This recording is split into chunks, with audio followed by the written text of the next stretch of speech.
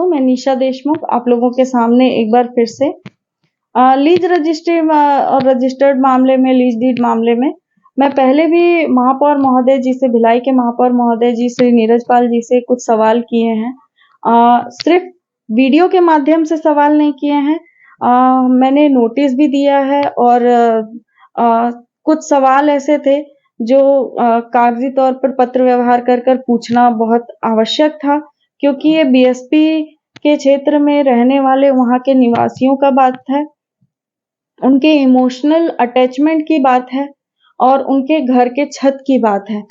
तो किस तरह से या ऐसे कौन से दिशा निर्देश हैं या नियम हैं या ऐसे कौन से आदेश हैं जिसके तहत आप लीज का रजिस्ट्रेशन या रजिस्ट्री की बात कर रहे हैं?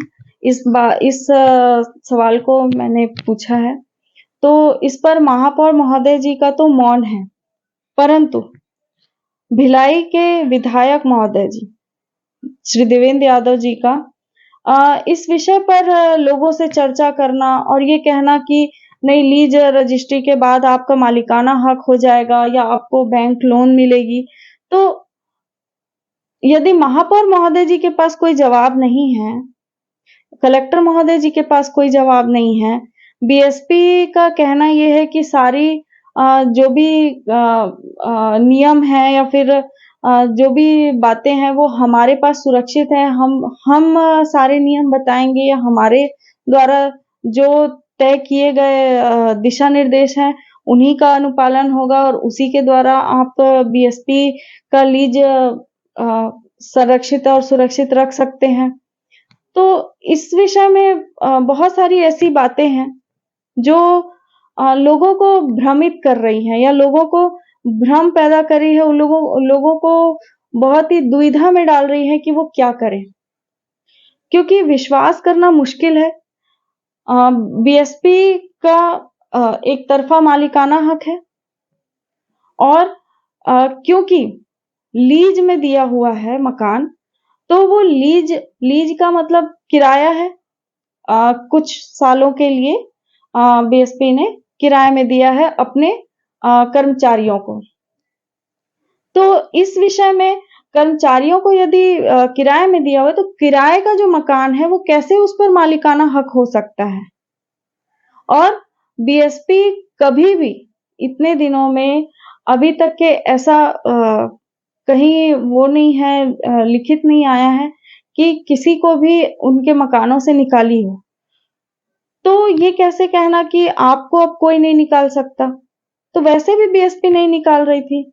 वैसे तो लीज वाले मैटर पे एक प्रश्न ये भी उठता है कि विधायक महोदय जी बीएसपी क्षेत्र के रहवासी हैं और यदि वो बीएसपी के क्षेत्र में रहते हैं तो वहाँ के लोगों का जो इमोशनल अटैच, जो भावनात्मक जुड़ाव भिलाई से है, उसकी जानकारी तो होगी ही। और एक तरफ ये भी बात आती है कि भिलाई में जो भिलाई निगम क्षेत्र है वहां के ही मकानों का लीज रजिस्ट्री हो रहा है, तो उसका कुछ हिस्सा रिसाली नगर निगम बनने पर उसका कुछ हिस्सा जो है भिलाई का, बीएसपी का, वो रिसाली नगर निगम में भी आया। तो क्या ये सारे नियम कानून जो है वो रिसाली के जो बीएसपी के क्षेत्र हैं जहाँ पे बीएसपी कर्मी रहते हैं, क्या उस पे लागू नहीं होते? तो ऐसे कुछ सवाल हैं जिनके जवाब लोगों तक के पहुंचना बहुत जरूरी है, क्योंकि यहाँ लोग बहुत भ्रमित हैं। लोगों को यह समझने में बहुत दुविधा हो रही है कि उनको मालिकाना हक किस तरह से मिल सकता है और लीज के मकान में किस तरह से वो बैंक लोन ले सकते हैं। तो इस विषय को बहुत ही सही तरीके से और ऑन पेपर कागजी कार्यवाही के द्वारा या कागजों के द्वारा ही समझाना या बताना सही होगा, क्योंकि अगर कागज नहीं है, यदि कोई आदेश नहीं है, कोई निर्देश नहीं है, कोई नियम नहीं है, तो ये एक तरह का धोखा है। और कृपया कर किसी के खास करके भिलाई के निवासियों के साथ आप इस तरह का धोखा न करते हुए उन लोगों का विश्वास न तोड़ें और उनको उनके छत से दूर ना करें।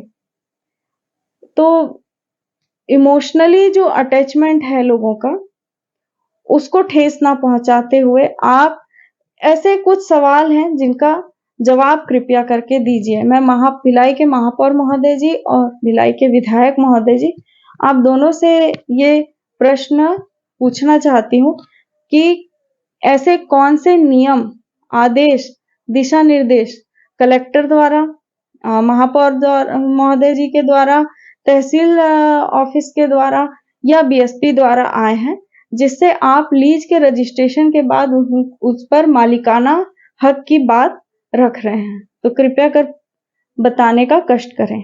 धन्यवाद।